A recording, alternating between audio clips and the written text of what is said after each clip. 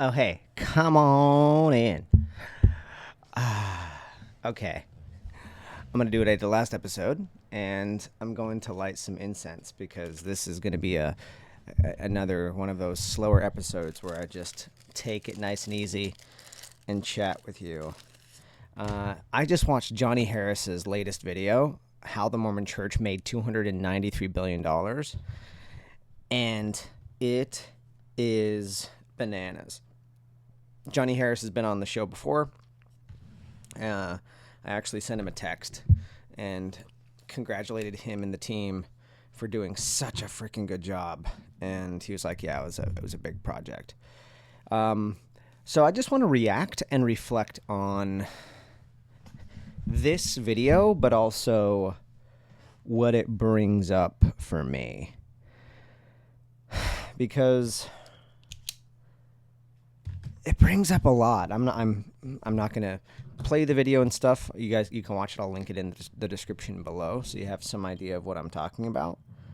And I also don't want YouTube to kick off the monetization and stuff.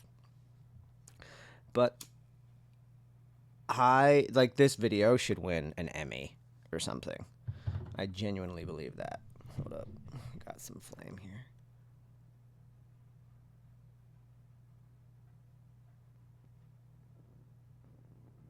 There we go. It's just ridiculously well done. Johnny, in his wonderful cinematic style,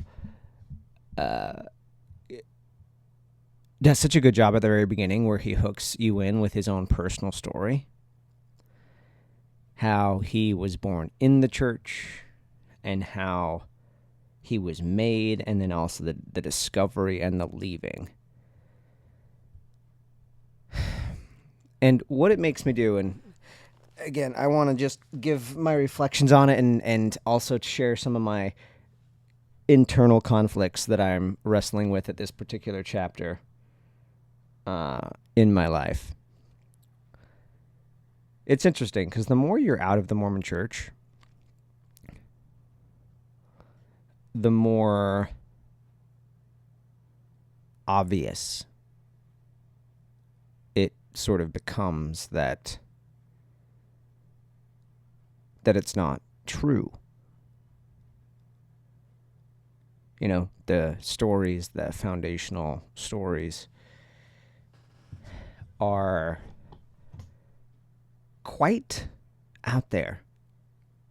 They sort of remind me of a Harry Potter book or something. You know, Harry Potter, we know that there are no such thing as real wizards. But if you can just get that one little assumption in there, then you can do so much. It is fascinating what one little assumption can do and how much havoc it can make. Wreak havoc?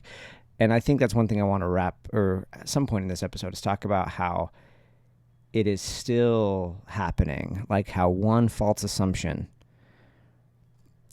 creates such big problems for humans. And how it has continued to create problems, not just in the Mormon Church, the mainstream Mormon Church, but also the church that I'm from.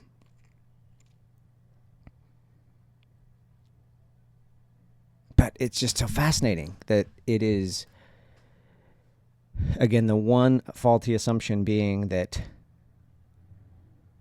there's this book that was transcribed. And if you can believe that, if you can believe, well, this golden book came and it was transcribed by an angel, then what else can you believe?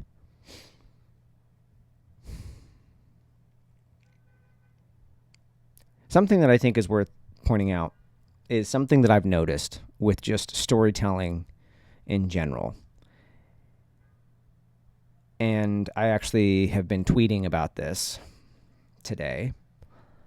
And so I'll bring it up here on the show. One of those things is that narratives and stories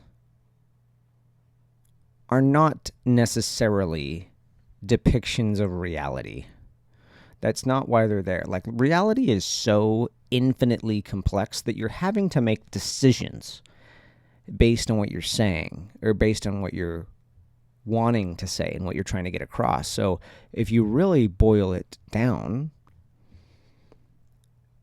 there's a purpose behind the story.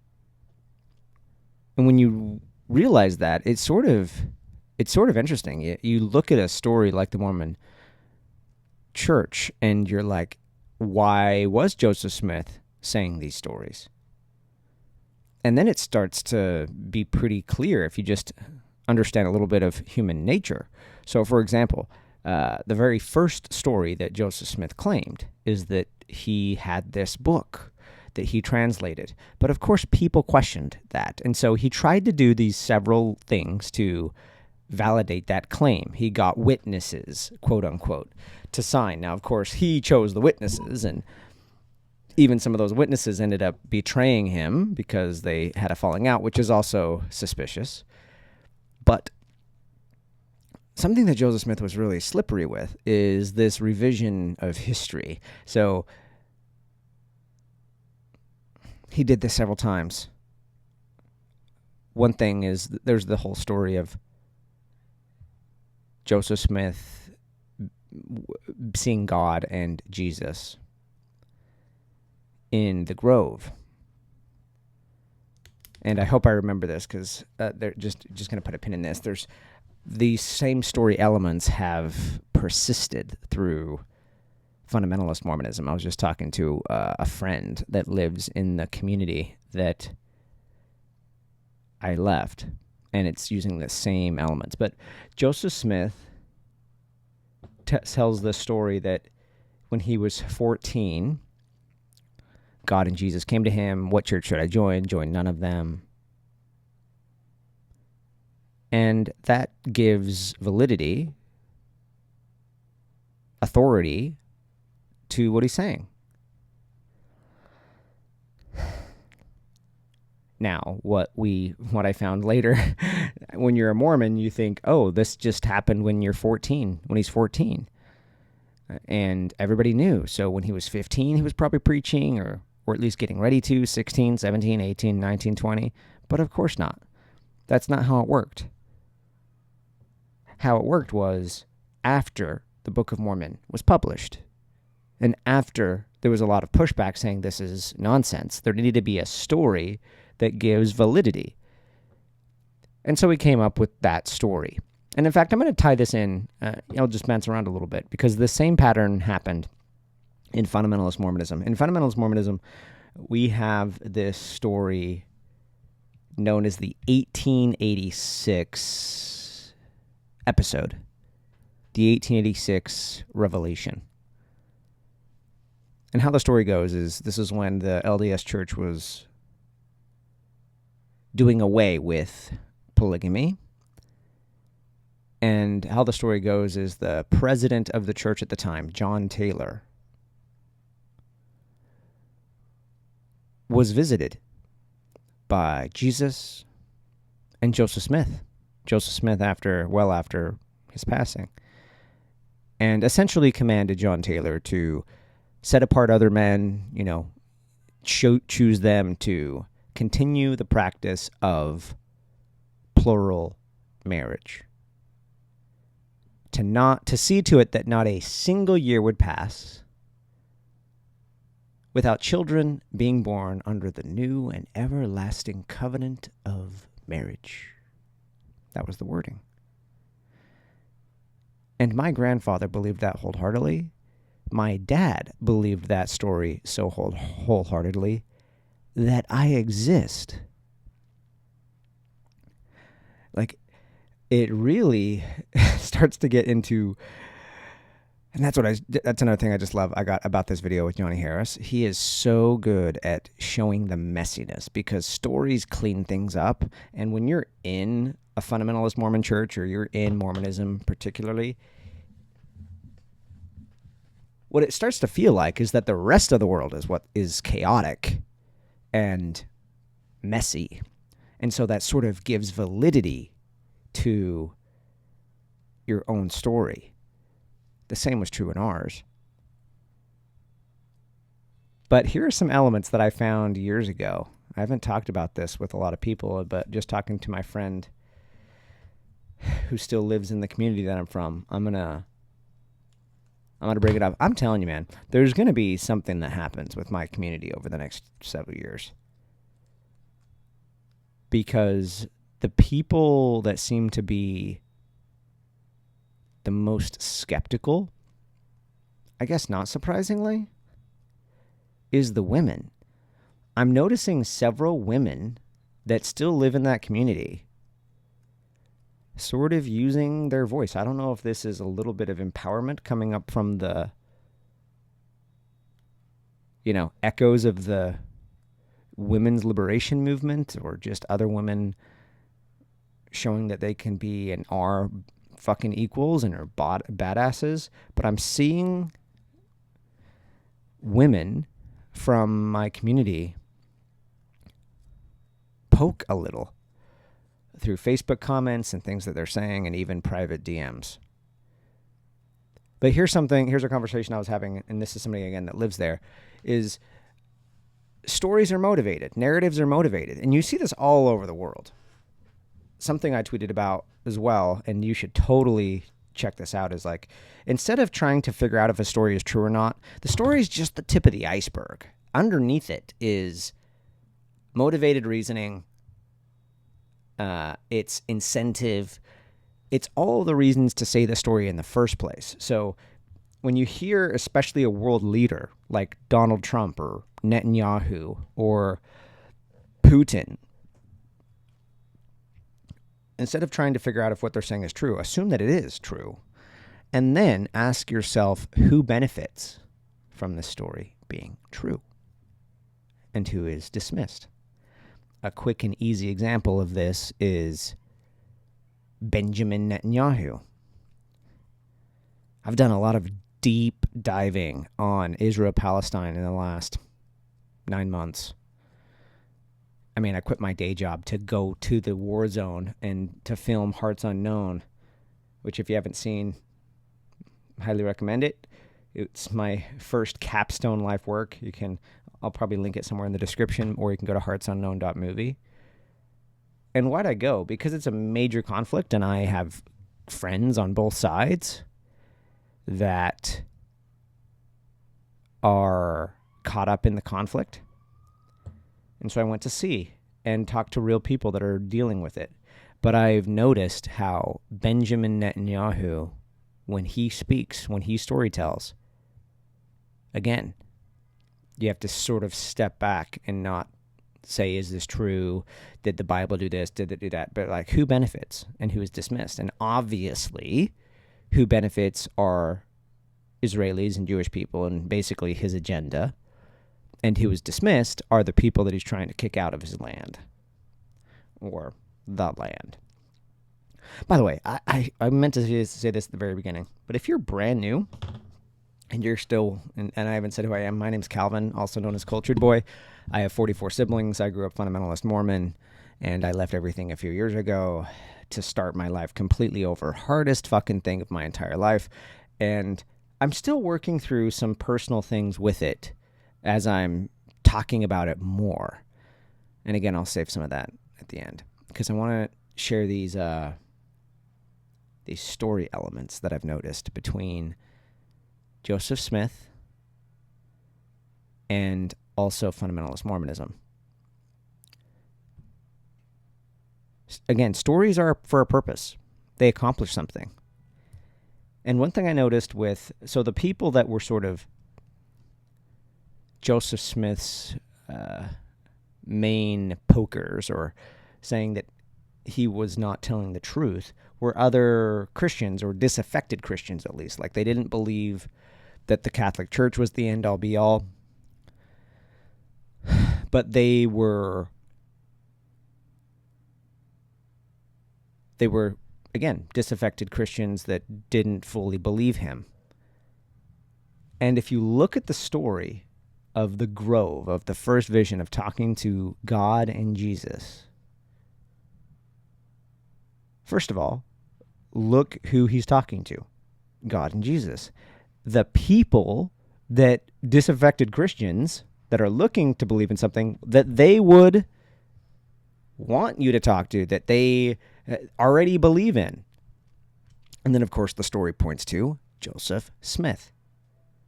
And that's how he, sort of can win them over. It's quite sneaky. It's interesting. And again, the story didn't come until way later. This wasn't a story, and we're not even talking about all the different times it was changed. And the reason it was changed, more than likely, is because of the different audiences or the different purposes of why he was saying the stories. But if you go now back to the 1886 episode story, who visited John Taylor, supposedly? Well, it was Joseph Smith and Jesus. And who was that story mostly for? Well, questioning Mormons. That's who it was for. People in the Mormon Church. And it was early in the Fundamentalist Mormon movement when they were looking to gain followers and convince probably women primarily to come with them to live polygamy and to have the fullness of the gospel. And it's just all so bananas. It really is. And it's hard for me to know how to think about it sometimes, because it's anything but clean. Like, it's very messy. The more you poke and look at things, it's messy. And I guess in a way that can be beautiful. I've learned to accept that life is rarely clear-cut. Nobody has the full answer, which I think is a beautiful thing. Like, it makes sense that we're all equals because we have to be all equals. Nobody is above another.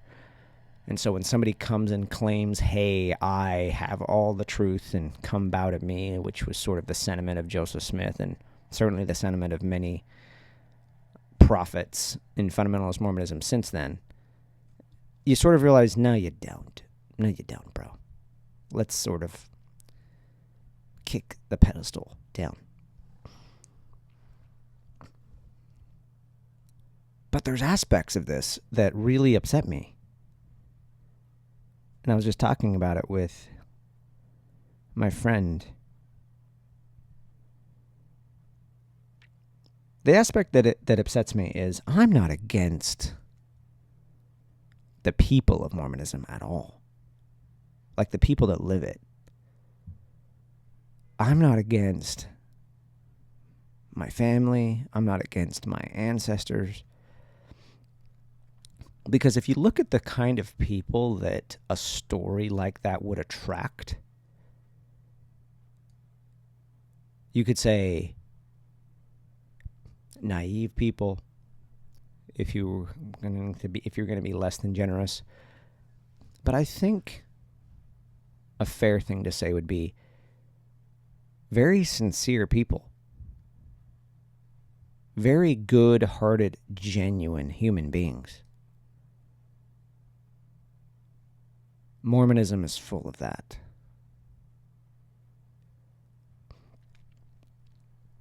Now,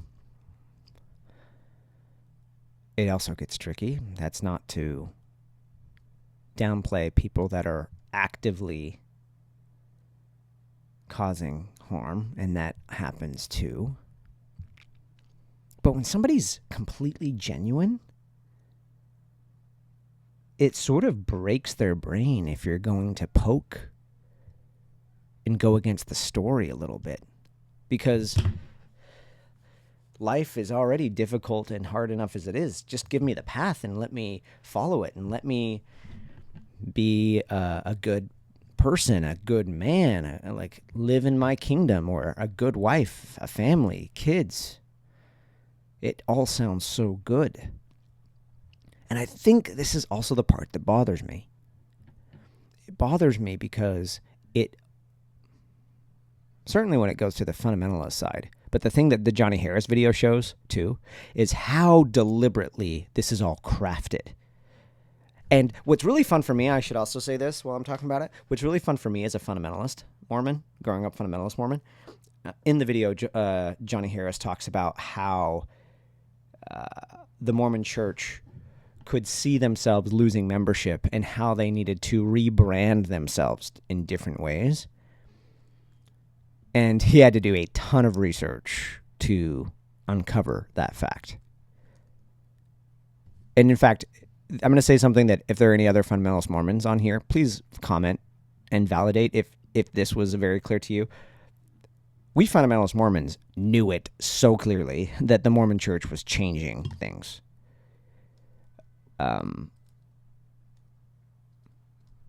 Because we were hypervigilant with it. They changed it when they gave up polygamy. And that was just the very beginning of things. They did so many things to change and to then cover it up. And it was really interesting for us, having a front row seat living in Utah, seeing them do the changes, but then talking to their congregation as though they hadn't changed. Watching Johnny Harris's video, it sort of felt like that, and I guess this wouldn't surprise me that they did this, because I think a lot of the leadership in Mormonism are really well-educated businessmen that have run franchises and stuff like that. But that's what the church sort of became. It sort of, and still is to this day, it's like built like a business. It's built like a franchise. It's with, I mean, you go into McDonald's in Japan and also New York City, where I live here, there's something that's common about it. And that makes you feel like you're connected to the same thing. Mormonism does that.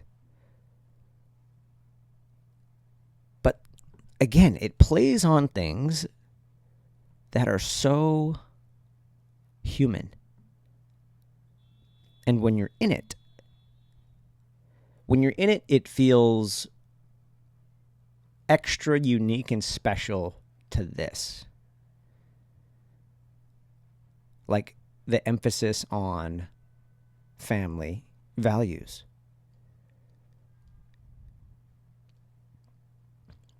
And I think what bothers me about that is it's primarily the structure, which is primarily priesthood holders, which is primarily men, taking the, not just the ownership, but the credit for really good things about life, like family. And it's certainly there in Mormonism. But boy, did it, like this credit taking of men is so deep in fundamentalist Mormonism. I'm going to share a story that I just shared with some friends on a retreat. But to do that, I want to set the context of where I'm at. Because something I want Cultured Boy to be is a time capsule of my journey. I've been conflicted, even with the name of the show, Cultured Boy. Emphasis on that word, cult. For a couple of reasons. I've been conflicted that I don't want to stay in the past. That's the first thing. I don't want to make my whole identity just bashing the past. The other thing, too, is I'm not so sure yet with how helpful it is to call it a cult for the people that live there. And I know it can be quite upsetting. And this is going to be an ongoing conversation with myself. But there's a reason I lean into it. That's why I even have this t-shirt. I want to reclaim it. There's something about it. There's something about the name Cultured Boy where I'm getting to reclaim my story. And the show is not Cult Boy. It's not Cult Boy. It's Cultured Boy. Meaning it's a moving, ongoing thing. Like even in the name Cultured Boy, it has a story. It has a story that I don't want to get locked in the past, but I also want to honor my story, that's literally where I come from. And sometimes because I genuinely do want what's good for human beings, and I want to be looking ahead, and I'm a visionary, and I'm trying to look at what actually is interesting to me, I can get away from where I come from. And I hear a lot of cars honking. I hope it's not too loud on the podcast recording. But I mean, it's New York City, so you got to go with it. But there are some aspects about it, and it just takes me having one conversation with somebody that has already experienced it that I'm like, oh shit, I totally forgot about these things. That is so culty. And the other thing too is I want to be able to own my story and not have other people tell it for me. Because that's the world that I left, and I still have that wiring somewhere in my brain. I have the wiring in my brain where, like, I'll post something somewhere, and I'll have a family member or somebody from my past community, even though I've been out for 7 years, say something, and it'll be aggressive at me, like, oh, Calvin is this way, like something like, whoa, I've never thought of myself that way. And I feel the shame and everything that had been there before. And it's like, whoa, no wonder this works. No wonder it keeps people locked in. Tell me how you feel, but don't tell me who I am.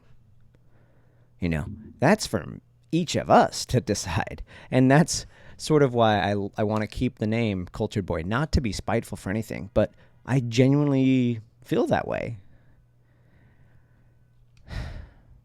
And then, of course, I like the story of that is the bridge from growing up that way to then exploring the world, becoming cultured. And I also like boy at the end because there's a youthfulness to that, and there's something about it that's about returning.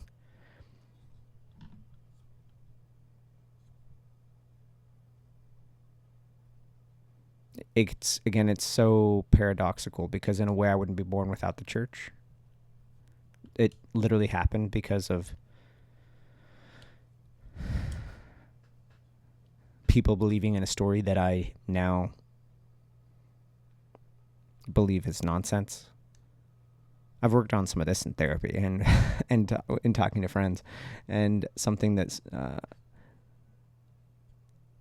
that my therapist said is like, yeah, but that's all of us. We all get here somehow. You know, all of us are, you know, the descendants of like a lot of bad things that humans have done. So look at yourself as like a child of the broader human story, and somehow that helps. But I like boy on there because I feel like it is returning to something that started to be taken from me as a human living within the community that I was in. I started to be shamed just for wanting to experience life and being told that this is what you should want. This is what you should do. And the last few years, especially since living in New York, it's been like a breath of fresh air. It's been like a relaxation to my soul where I can just be like, I'm curious about this comedy show. I'm going to check that out. Or I'm curious about this burlesque show. I'm going to go check that out. Or I'm curious about this philosophy event. Like all of these things that I'm genuinely curious about. Or I want to go out with this person. Or I want to be on these dating apps. You know, every single aspect of my life that I come from was controlled. At the very least, there was high expectation of me to do a very particular thing. Low agency, high expectation. And again, I've been going through a process with myself, especially when as I've been publishing more content, I get comments here and there that really make me think, sometimes for hours, sometimes for days, to just really deepen into my motivations for what I do. And am I just trying to justify my sinful nature? That's what some people have done, and that's why I post. And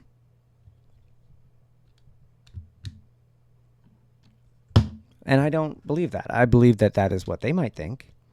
But when I really peel the curtain back, like, what are some of the things that are culty? There are several things. And it also, as I let myself explore and journal, there are some things that actually make me feel quite angry. And one of those things that make me feel angry is when I was leaving, I really left in a way that I was wanting to be true to myself. And especially when it came to the person that I was married to, who I had an arranged marriage with. I genuinely, deep down, wanted her to be able to live the way that she wanted. We wanted very different things. And when we were separating, that was very clear, like when I made the decision. But then it got to a point where I feel like it completely flipped. And she and then everybody still in the community, like, I feel like sort of turned on me. And that is so painful. It is so painful as a human to have most of the people that you grew up with, that you know, the only people that you feel like that you were once, this is what was the mindfuck. They were the people that I felt the safest with, because there was a point in my young adult life when I was a teenager, but like 18 turning into 20s, where I felt like I could talk to like this certain group of people that weren't my family, that were way more open-minded, and they were my safe space where I could just be who I was. And they told me that I was normal for the thoughts that I was having, whether it was doubts and just questioning things. But when those same people then tell you you're broken and that you're messed up and you're getting sucked into the world and you've done horrible things, and for just being a human being and wanting to experience the world and grow and expand, it messes with you. And it did. And that, to me, that was one of the most painful parts. But there's several other culty aspects. And this was one that I've mentioned. And it's just so bananas to me how far this has gone. And this Johnny Harris video shows how far and wide the reach of Mormonism is worldwide. And it's just completely bananas to me, but that the LDS Church really tries to separate themselves from the fundamentalist movement. They're not separate. As much as I can, I'm going to keep making the connection. And there's other connections I want to make, and I'll hold on that for a sec. But it's just wild to me how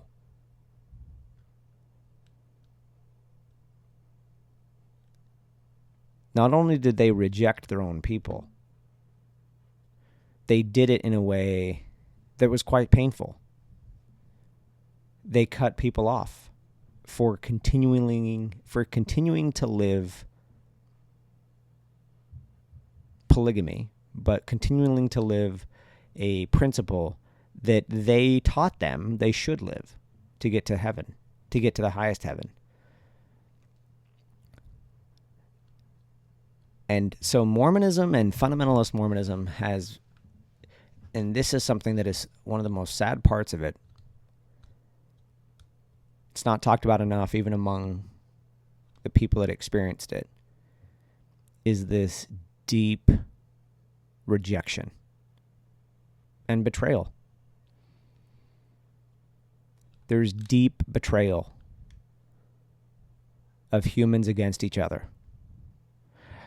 And it's pretty bonkers because it happens with, like, if you look at hear Joe Rogan or anybody talk about Mormons, he always says they're the nicest people.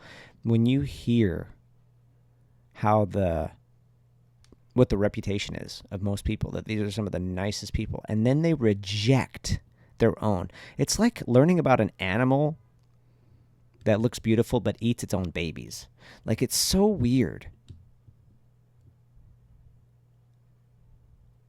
And it literally has gotten that weird on different parts of Mormonism.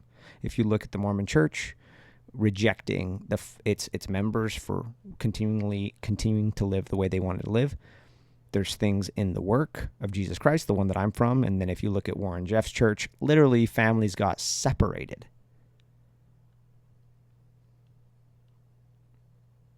From each other for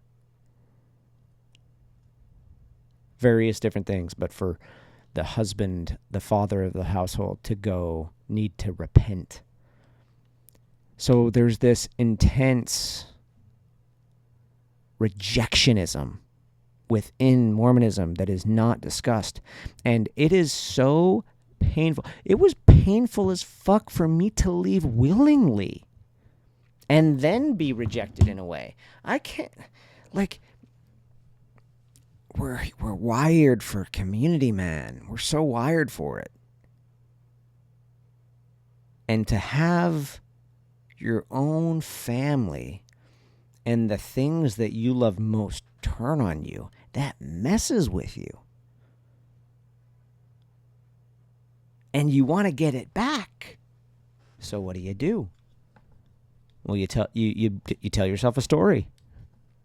You tell yourself a story that they're the ones in the wrong, and you rebuild, as painful as it is. And that's what Fundamentalist Mormons did. They said the LDS Church, we loved it, but it's wrong, and we have to make it our own.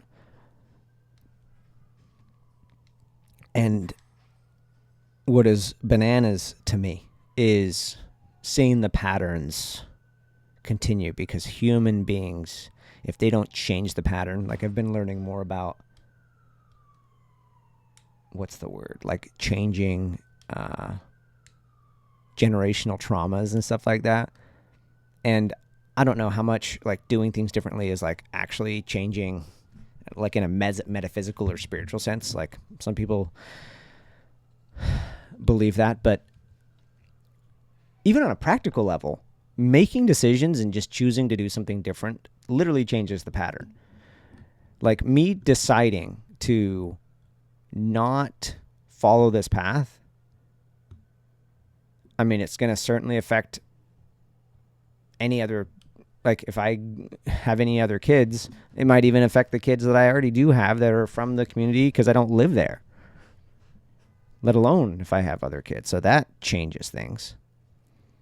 But it's also interesting just being on the outside of it and seeing the same patterns that haven't been corrected yet and seeing them continue. And the rejectionism is a major one. And what it does when it happens is it makes the one that gets rejected feel like they have to dig their heels in, and also feel like that they are so much superior and so different and so distinct and so valid compared to the thing that gave the rejection. And I feel like I've had that happen to me, strangely, as I say that out loud, where I feel like maybe they felt rejected, and so they put it on me as like some sort of moral superiority thing. But where this happened again is in when there's been so many splits within Fundamentalist Mormonism. And I think this is what creates some of the cultiness. And there was a big rejectionism, a big rejection and betrayal in the 1980s. And that is where my church was founded. But none of this is even talked about, which is so fascinating. So there's the FLDS that Warren Jeffs is in control of, which, by the way, something that I just should share. Coming up soon on the pod is I'm going to have Warren Jeffs' son on the show, Jaden Jeffs, which was a recommendation by somebody in the community. That's going to be exciting. But there are so many people that, especially from my church, that are trying to separate themselves from the Warren Jeffs religion. And again, it's talked about like we've been the original the entire time. We're the original, taking all of the credit of the Mormon movement, taking all of the credit of Joseph Smith and giving the authority to Brigham Young, coming to Utah, taking all that credit. And everything that was a break-off was other people messing up. The LDS Church didn't kick us out. They just gave up the principle of plural marriage, and we stayed true. Warren Jeffs' church, which in the 80s wasn't Warren Jeffs, it was Leroy Johnson's, they basically fell away, and we continued on. But literally what happened is they got kicked out. And what do you do when you're rejected? Same thing. You're like, we're the right ones and they're not. And you come up with all these stories to validate yourself. And that's what the work has done. And it's so interesting to me to witness it, because I hear people talk and they believe themselves so much. I believed it so much. And it's so hard to hear a story that's different. Like I remember a time I was riding from Centennial to Salt Lake. I lived in Salt Lake, and I would go down to Centennial Park, the Colorado City area, to go to church. We had church in Salt Lake, but only once a month. So if I wanted to get more churches in, I would go down there, 4 hours away. I remember riding back in the car with a friend who was in the church but was pretty open-minded. And then his brother was very much not in it. And I remember hearing him talk and saying what's actually going on, and it made me so deeply uncomfortable. He asked me questions that I didn't have answers to. He asked me questions that made me question myself and made me question my grandfather, who was one of the church leaders.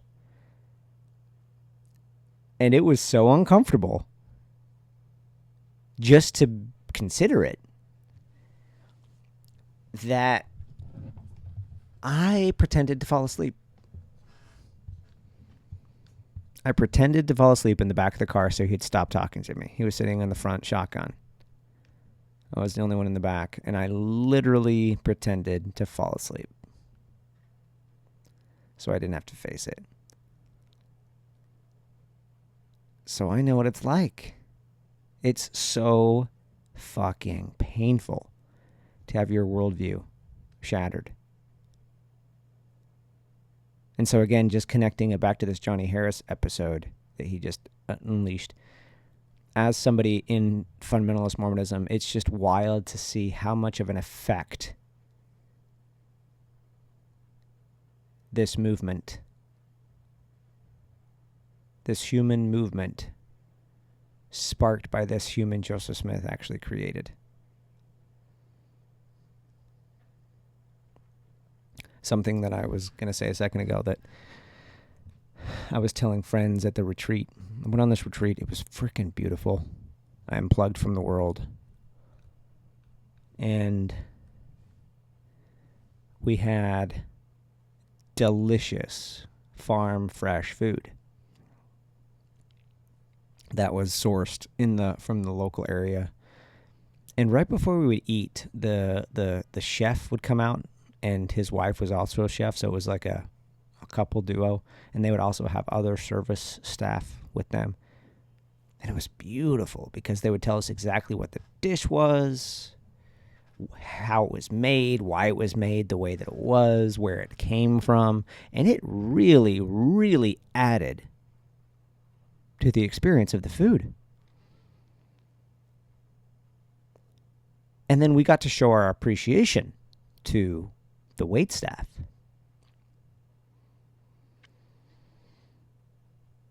And this happened every meal. And we ate every meal at the table. And this long table that I sat at with these friends at this retreat, upstate New York. Well, It's technically in Massachusetts, I think. But 2.5 hours out of New York. It was interesting because on one side of the coin, this environment felt like my home because of the long table. But the part that did not feel at home, at least didn't feel normal, was our treating of the cooking staff, the chefs. Because every once in a while, this goes back to just something I'd mentioned. It's just so interesting the way this happened. But in my upbringing, there was very little recognition of the one that actually made the meal. And what you did to show appreciation is you go to the head of the house, which is the man of the house, the father, and you thank him for the meal. And that happened in almost every home I ate in growing up.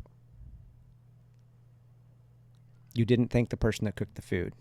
You thanked the dad. You thanked the father. When I went to my grandfather's house, same thing. My grandfather's house, I went over a lot, went to their place a lot because that's where church was held. And you didn't thank the people that actually cooked the meals, that did it in a special way, and you did it to the man. And if I was trying to be charitable, why do you do that? Well, there's different ways to look at it. It's the most orderly, they might say.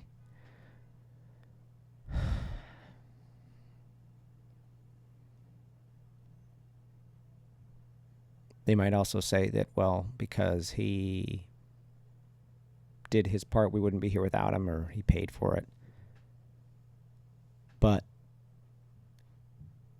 to me, it's actually just culty. To me, what it's doing is it's hijacking something genuinely good and taking the credit for it. And this has happened so much.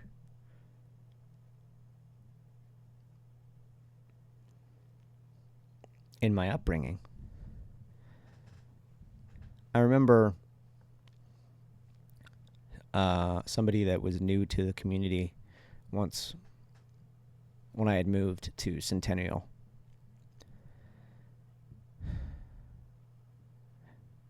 He was sort of organizing food for somebody in the community in need. And I can't remember exactly what the situation was. I want to say maybe her husband died or something. And it was beautiful because he sort of rallied people to make meals and that sort of thing, even give money to give directly to her. But then I saw the community start having conversation and being like, we're out of line. Everything should go to the priesthood. Every credit should go to the leadership. We should give all of our money to them. And then they can take care of those in need. And again, it sort of seems like a hijacking of the natural human processes. You have the urge to want to go help someone. But then you sort of get shamed, like, why are you wanting to do it that way? You should be able to, give money to God and not worry about it. And so then John Timpson is so fascinating to me. He's like this, he's the church leader where I'm from. He's like this short, stubby dude that screams, and the way he preaches, like, I now know that somebody that is happy and is secure in themselves don't talk the way he talks. And I just remember him preaching and getting after this member and other people that would want to do it that way, that would want to help a widow. And that if you were genuinely good, that you would just submit everything directly to him and the council, the priesthood men, and they would handle it. And it makes sense in a way. That's what gets so pernicious with all this. It makes sense. But then it doesn't, because then they have all of this power and control and can then abuse it. Something that I heard recently from this dude. And again, this is what bothers me, because there are so many good people there, but then I hear things about the leadership, like this guy, John Timpson, or as some people that don't like him very much call him Johnny or JT.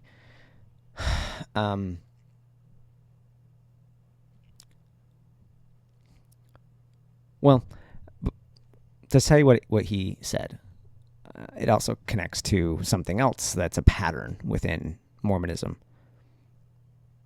But let's connect it to polygamy. So polygamy, as you might have figured out, is an unsustainable social construct. If you look at everything that God created in the universe, like we have perfect like the planets are perfectly aligned for us to have life here on Earth. Everything is where it needs to be. But somehow God made so that, I mean, if you just think about how everything had to go right, the perfect distance from our planet to the sun, for there to be oxygen, for the trees to do their thing, for us to be alive. It's nearly impossible, but God did it because he's such a good, we would say, like some people say, such a good mathematician. Like he was so precise. But my grandfather had 13 wives. I know some men before him that had, 20 or 30. My dad had 4. Every one of my brothers that got married had 1. There are many men in my upbringing that are single in their 20s, pushing 30. The group of single men, the number of single men is growing. Do you see the trend? Even for people that believe in God, do we really think that God got his math wrong?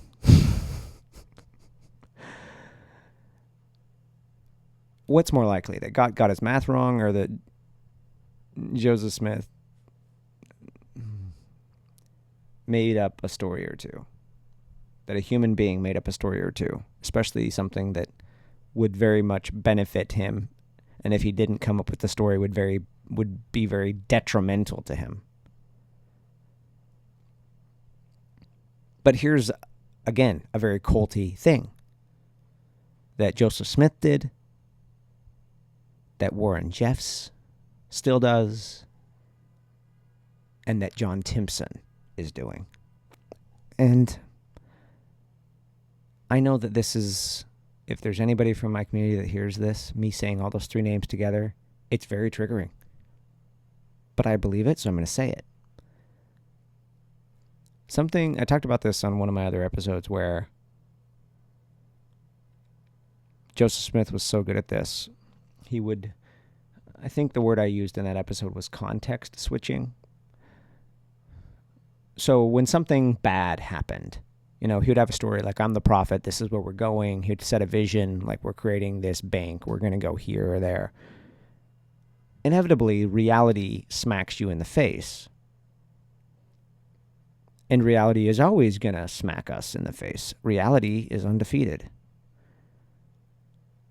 And so when that happened with Joseph Smith, instead of people concluding, some people concluded that, this guy was not a prophet. He was trying to prophesy this thing. It did not happen, therefore it didn't work. He would often leave town and stuff like that. But what he would also do is label it a test, or he would put it on his most loyal followers that maybe they weren't being faithful enough. So he would literally take the responsibility, and some of it would go on his most faithful people.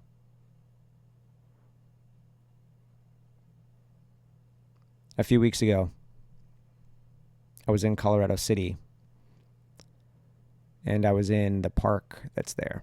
Colorado City is where Warren Jeffs had his community. It's where we all had a community. It was the same community, in my dad's generation before it split off into two churches. But it's where Warren Jeffs controlled. And I ended up meeting one of Warren Jeffs' followers that are still, even though he's been in jail forever, I met this person. And she spoke with me, which is unreal. It's unheard of because we grew up not talking to each other. But it just shows how wild things are getting if she's at least open to have a conversation. But one of the things that she said somewhere in the conversation, she very much believed there was no question or doubting whether Warren was the prophet or not.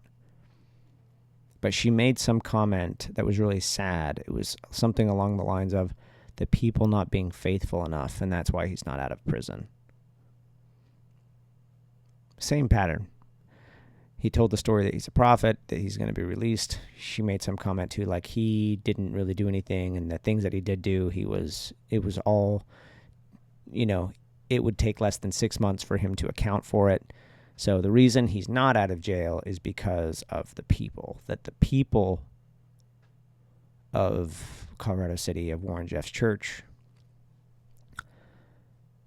just aren't faithful enough.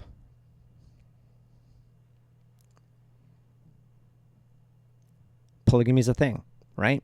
It's the one law of God that we all have to accept in order to get the celestial kingdom. This is the narrative. This is the story that Fundamentalist Mormons have been carrying for a long time. The work of Jesus Christ of Latter-day Saints, which is head up by this guy, John Timpson, has a very stressful job finding wives for an ever-growing list of single men. Now, I don't know how many wives he has, but it's got to be more than 10, I want to say. And he's not going to question any of that, of course. And then the other guy, Joseph Knudsen, has had so many wives. He's now marrying girls that are the age of his granddaughters, which some of his own children think are like wild. But I'm even okay with letting people... I'm genuinely okay to let people live how they want to live. There are so many different ways to live. There's so many different religions around the world, and I'm happy about all of them. I genuinely don't have any say whether something is good or bad, per se. Like if it's adults wanting to live a certain way, great. But I heard that something that John Timpson has said is that the reason they aren't having more girls is because the men aren't faithful enough. Something along those lines. Same pattern. Reality is coming knocking. And so just switching the context or making the meaning differently and putting it on somebody else. That's the part I think is pretty shitty. I think that's pretty shitty. And what's pretty wild, I don't even know what it'd be like to be one of these guys. I don't know what it would be like to be a Warren Jeffs or a John Timpson or even a Joseph Smith. Like maybe you believe something or you want to believe something so much, but then you get to this point where you're like, fuck, this isn't adding up. So what do? Like I wonder if there's any crack in them that they're like, what if this is just not true? I mean, we thought it was. We had the best of intentions. So the part that really bothers me, I suppose, is all of the well-meaning humans that get wrapped up in it.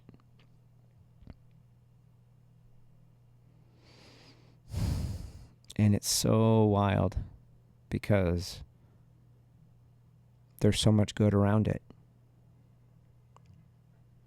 But that also is what makes me somewhat uneasy, because I have now lived enough and have gone around the world enough and have talked to enough people to know that people are the magic. People are the magic. Life itself is magic. You know, seeing a woman get pregnant and then grow a real human being in herself and then give delivery to that baby is like huge. Seeing people celebrate family. Like, I was just talking to somebody that just had his first child and 8 weeks old, and how families traveling in from all around, and just the celebration of life. It's just so beautiful. And there are some things that are really beautiful about my upbringing. Like family. But I feel like it's done in a hijacked manner, where the credit is going to the leadership. It's going to the church. Like literally the language, the words that were said by my grandfather, Wayman, John Timpson, Joseph Knudsen, and these other leaders that I now know are just regular dudes. If they have authority, it's about as much authority as Harry Potter had. Made up. But one of the stories was that all of us, the congregation, was bought and paid for. What an idea. You've been bought and paid for, they would say. Almost like an ownership. That part I don't like.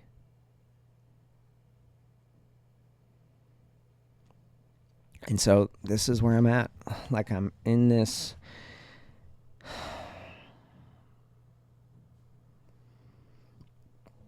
conflicted space. And there is something about the Johnny Harris video that makes me feel somewhat validated in my experience, because I've had a lot of pushback from the community when I was leaving, which led me to going really deep in myself and like questioning everything. And that, I think the questioning myself also comes from deconstructing an entire belief system is pretty deep shit. You can't just question the worldview. You have to question your own motivations. And that's so painful.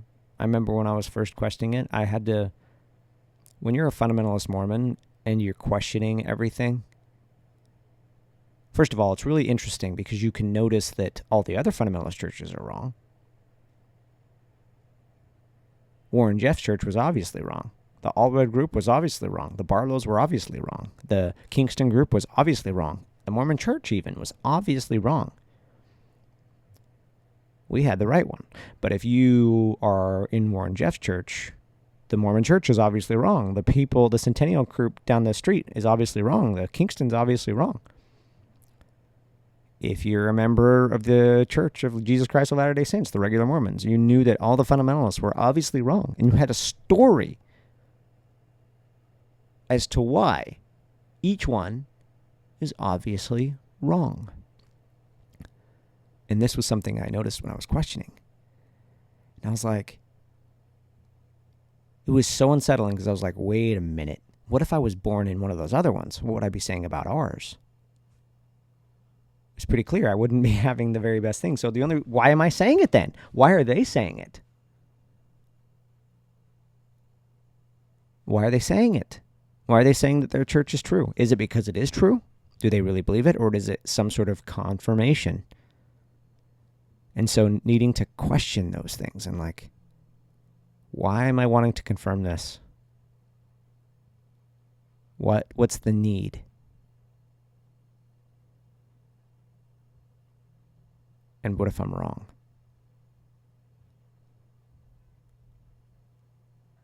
You have to start getting deeper into values instead of just being tribal. And I think that's where I learned that one thing I value, whether I fully live by it or not, is finding principles over politics or tribalism. And if one of the principles was truth, I wanted to know it. Just like in the movie The Matrix. If we're plugged into a fucking machine, that's kind of shitty. That's different than what I thought my whole life. But I want to know it if that's the truth. And I still have that. I still have it with myself. I've gotten softer on myself over the years, where I have learned to trust myself, especially as time has gone by far enough and I look at where I've come from and what I've built and the relationships that I have. There is some sense of, I don't even know what the word is, vindication maybe, just feeling relaxed to me, like, holy shit, my gut was right. That's pretty bananas for a fundamentalist Mormon kid. But one thing's for sure. One thing's for fucking sure.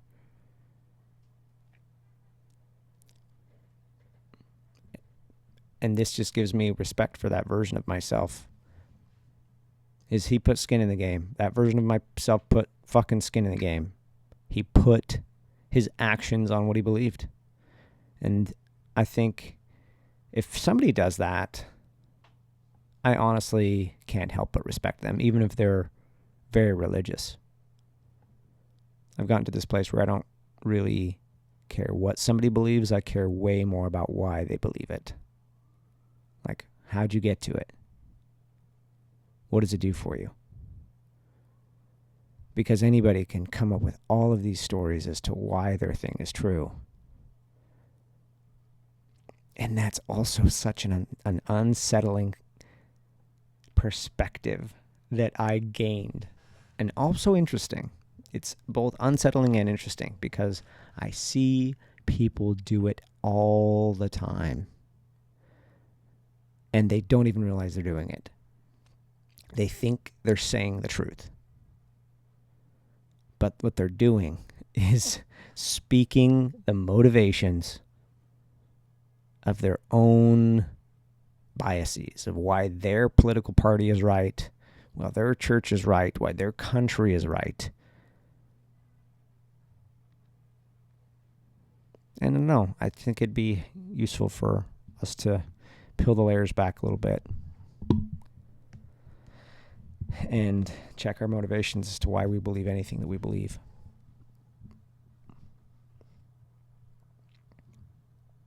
This video is so fucking good. This Johnny Harris video. If you haven't seen it, you have to go watch it.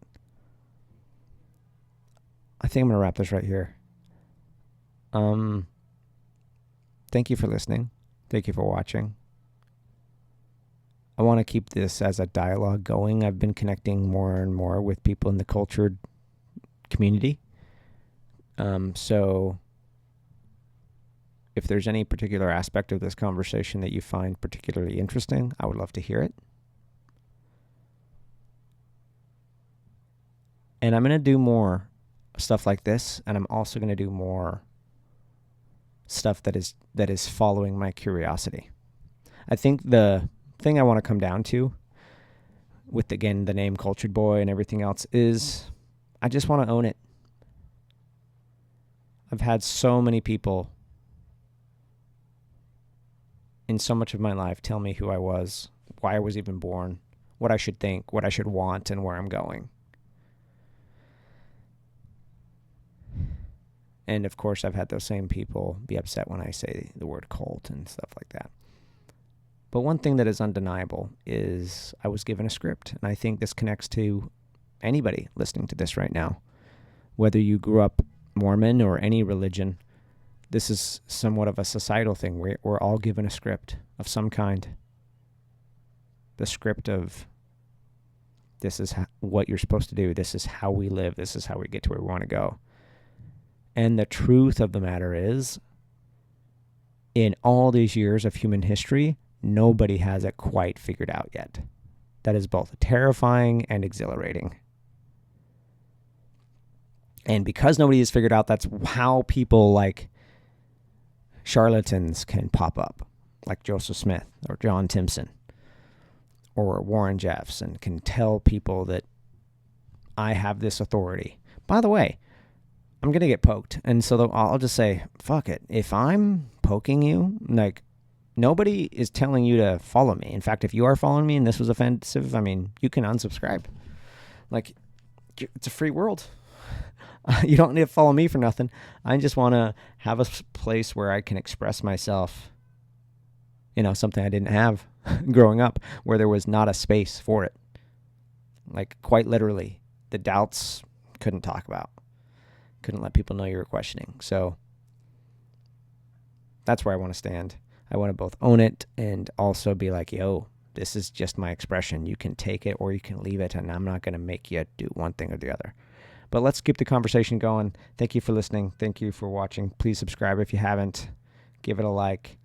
If there's a particular part of this conversation you found interesting, let me know.